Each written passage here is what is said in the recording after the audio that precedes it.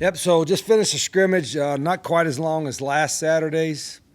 Probably got about 80 plays in. Played a lot of the younger guys, just to try to get some good film to evaluate them on. And had a few unforced errors with penalties, which we got to get corrected.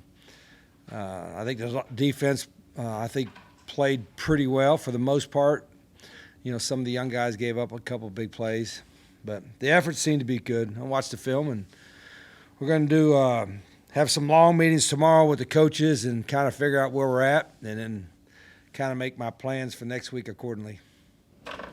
So, Rich, you've talked about the defense, in nice terms quite often this fall. So, what is it that you see out of them that, in particular, impresses you? We're doing, and defense staff's doing a good job. We got to make sure we don't forget the fundamental part of it. But they're doing a lot of stuff, a lot more than you would expect in a first year, in the first couple of weeks, and that's part of our plan defensively is a lot of different looks and a lot of different things, and it can be a lot for a young guy or a new guy. But our guys have done a good job with it. I mean, we have a lot of meetings, we got a lot of walkthroughs.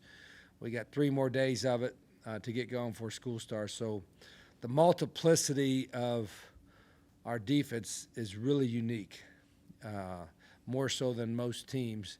And I would be worried about it and pull back the reins if I saw us making a whole bunch of big mental mistakes in practice. But I don't see that. I mean, every once in a while somebody might be wrong in a technique or something, but they've handled it pretty well. So, obviously, a lot of new players on that side of football. Most of them have played a good bit of football elsewhere. So does that help as they're trying to adapt to a new system? Yeah, I think anybody's been, now even the guys from high school, they're getting coached. Kids are getting coached really well now, I think, at high school level. If they're coming from group of fives or junior colleges, they've gotten coached. Now, they haven't gotten coached in this scheme, and I'm hoping that we can add to whatever they've fundamentally that they haven't maybe touched on a lot. We're going to add to that because you still got to be able to tackle. You still got to get off a blocks. You still got to have block destruction where you're changing the line of scrimmage. You still got to have eye discipline whether you're matching up in zone or you're playing zone or you're playing man. So there's a lot of fundamentals, and part of it we probably, and I'll talk to them. I think there was one fumble today. There probably needs to be more caused by our defense. We got to go after the ball a little bit. But we're getting a lot of pass breakups, which means we're seeing the ball and moving pretty good on the pass aspect of it. But I don't remember a lot of tip balls today, so we've got to do a better job of that too. How was the tackling? I think it was okay, just okay. I think there was a couple missed tackles here and there, but I don't know if it's because we weren't explosive enough to make a miss or what have you. But there were a lot of people around the ball a lot of times when we tackle, which is for the primary thing. When I watch film, we'll watch it all together. And when I'm watching, I'm not so much looking for the mental mistakes as I am looking for effort on both sides. And I can't determine that until I watch the film. Anything with the scrimmage jump out at you, good or bad? No, it was just kind of, it was kind of like good and bad. It's like the start of it when we had a couple penalties, unforced errors on offense. Those were really frustrating. I don't know why we have that. Not lining up right, receivers not lining up right in formation. There's no excuse for that. That happened twice. Offensive lineman, I yelled at the official because an offensive lineman was lined up in the backfield, and I'm like, "Don't we get a warning?" And he did warn him, which is what they usually do. They warn you. So that's like double bad. Like they warned you and you still did it wrong. So that kind of stuff should never happen. Would you consider at this point the defense, are they further along slightly, progression or game readiness in the offense, or do you think it's about equal? Yeah, I don't know. It's probably about the same. We don't game plan. I don't tell the defense. I mean, they're probably watching. They have to defensively watch what you do on offense and call plays accordingly because that's the way defense is structured. But offensively, I don't. Hey, they're going to play this, and so we're going to call this. And a lot of coaches do that. I don't do that. We're going to run our stuff, and then I'm not worried about winning the practice per se. I just want us to execute what's called. Did you see some of that back and forth like you did in the first one, offense and defense? Yeah, a little bit. Again, it was mostly younger guys, so we completed a couple long touchdown passes, but I think it might have been over against the younger group. Did you have last week Zach was talking about how he messed around with the in-helmet communications and bouncing around in a couple of the linebackers. Did you use that for the quarterback? No, we use it every day, yeah. Red has, 5 or 6 of the quarterbacks on it every day. I probably should be on it. That way I wouldn't have to yell as much. I have out-of-helmet communication. You know what I'm saying? He has in-helmet communication, which is perfect for his personality. I have out-of-helmet communication, which is perfect for mine. I just yell. Fine right now, just for Rhett to be in there, or are you going to be in there? Probably. No, just one guy, and that'll be him. I'll just say I wouldn't be the guy doing it on the games. I'll be screaming at this or thinking of this, and Rhett's the calm, measured guy. Tell him the coverage, and you have up until 15 seconds before it clicks off, so he's got plenty of time to give his tips, and so we work on it every day. And the difference is now every coach is on the field. On Friday, when we have our practice on Friday, I'll have it just like the game where coaches are in the box and then the other coaches on the field. And we'll use the tablets, to look for I think they might have had the tablets ready today, but I don't think we used them. The tablets to look for the plays and review them and all that stuff. You mentioned Sunday you'll get with your staff and you'll review this. Could that maybe alter what you plan to do next week? Could you? A little bit. Yeah, it could very well. Not the total practice structure will probably stay the same, but what we kind of feature, what we got to hone in on, who we're going to hone on this with. That I can't pronounce that. Yeah, all that we'll do. And school starts Wednesday, I believe, right? So I think, tomorrow a little bit of meetings, but it's really Monday and Tuesday are going to be truly full days. Let's try to get some semblance of getting ready for a game. Some coaches do the dual game plan. You go a mock week, then you have your real week. Do you do that? Not really. No. It's a little bit. I don't know if it's called game plan or just this is what we are. And this is our answer sheets. Those got to be done, in the next 3 days, and then, here's our plan for Robert Morris. Do you still have to use hand signals though to go fast besides the helmet comm? So the wide You can do receiver both. gets called. Yeah, we could huddle and go quick huddles and not have to do any signals.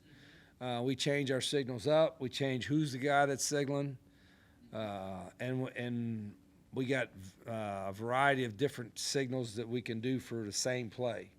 You know what I mean? So if it was a Michigan situation,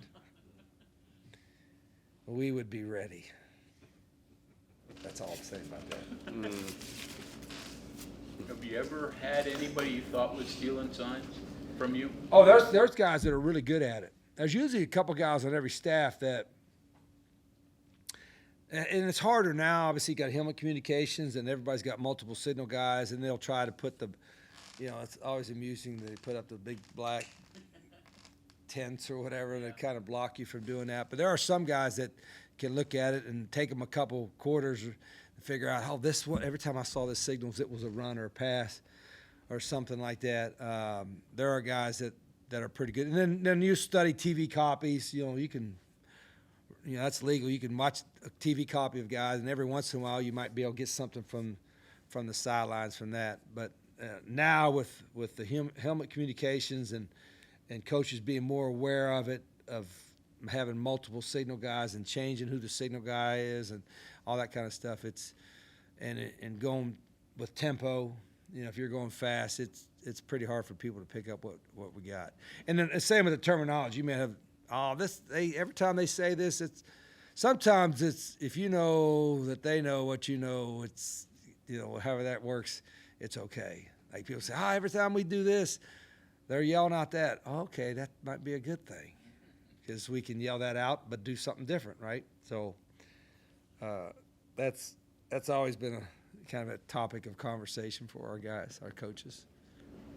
You got students coming back on campus. How do you treat your guys that last practice before everybody's here? Yeah, they're coming in. Now, I didn't realize they'd start coming in or even yesterday or something. So I just told our guys, listen, the town is gonna get packed. You know, people are gonna know who the football players are. Be respectful. You know, understand it's gonna be a little bit busier. Everybody's gonna know who a football player is. You know, don't be an idiot. All that kind of respect. They represent everybody. Every player represents every other player on the team. All that kind of stuff. I'm sure they're excited because I know a lot of guys probably have friends and people that they're going to see, or somebody they're going to live with that's coming in town. And this is a college town, right? Yeah. And from what I remember, Morgantown's pretty lively for students. But our guys got hopefully they got an extra purpose to stay disciplined, and I'll keep reminding them of that. In the old days, you run them and get them tired out so they don't want to go out. Do they do that anymore? Well, that was the theory, right? But I'm telling you, it didn't work. No, I know. I'm sure our guys weren't. I'd call Pat at McAfee and see what he thinks about how the best way to attack that. I don't know if the good part about being in a smaller town, I think if they're going out acting kind of crazy, I'm probably really crazy. I could probably find out about it, but you know I think it's a pretty mature team. Now, again, I'm not saying that because we'll see what happens. But we have a whole lot of seniors, guys that are here. So, you know, by the time you get to be a senior in college, usually you're a little bit more mature and career-oriented and stuff like that. So I think they're pretty focused. I know they've worked hard. And, you know, all this work we put in for just, 12, 13, 14 games, I think they want to stay focused. Hey, Rich, you talked about what you do in practice may change now. How much does the who part of it change? The who part, like narrowing down guys and reps or focusing on certain. Yeah, that's got it. By next Wednesday, when school starts, you can't get, 50 guys, 60 guys on offense and defense ready to play a game. That's just too many people. You can't have time to have reps because you only have so many hours a day. So by next Wednesday or Thursday, we're going to start having scout teams, and I'll have to explain to the team the importance of being a scout team member and what your role is, and that you may not be on a scout team all year. It might be just the first week or two. We'll see. And then, just look at that last week, you said that your perimeter guys maybe didn't do a whole lot, or you couldn't remember them doing a whole lot in the scrimmage. But today you said some deep plays. Did I say that? It's in my notes, so hopefully. I don't remember. Yeah. It wasn't a critique, but just you did say that today you had some big pass plays. Yeah. Is that inside guys that broke loose? I can't get nothing by you, can I tried, yeah. What was your question again? Or your perimeter guys, did they actually stretch the Yeah, field they and did stuff make like a that? couple plays. I think it was out there. Raquel was out there. We had a couple long touchdown passes, right? There was a couple of guys that made catches. Like it's me, I don't even look at individuals as much as just they're all offense, defense. Who was it? Like I think Jordan made one. McCants, was it Christian? Hamilton made one. Anybody else? Cyrus made one. Yeah, so anyway, there were a couple of, I guess, really good contested catches that were touchdowns, which was good to see. And really good balls thrown. I think the most impressive part, I thought the quarterbacks threw a couple of really nice deep balls. Do you feel a strong need to have that starting quarterback by the first game, or if you have to split reps in that first game and a half? We were talking for 15 minutes before we got the quarterback. I'm really proud of you guys. It took 15 minutes before we got the quarterback. You did it. I mean, you held back when you was wanting to do that like 10 minutes ago, weren't you? He's like, I'm going to get that quarterback. He waited till the end. And now I'm not even going to answer it. What was it? Oh, you're saying what? Do I feel a need to Have that starting quarterback set by the first game, or if you have to split reps against Robert Morris, maybe even do you mind that, or do you it's game one? if you had a guy clearly separate and you're like, he's it, I would maybe know that myself, but I wouldn't. There's no reason for me to say that. You know what I mean? And no reason for me to even include anybody else in that other than Rhett. You know what I mean? So I don't, it may happen, it may not happen. In my mind, I kind of think I would know where we're at, but I'll watch today's practice, and then I'm really going to have to evaluate all week about what our true order is, because you can only play one at a time, right? But I have an idea where they're at right now, and I'm seeing if somebody will separate in the next 6-7 days. Thank you very much, Coach. All right.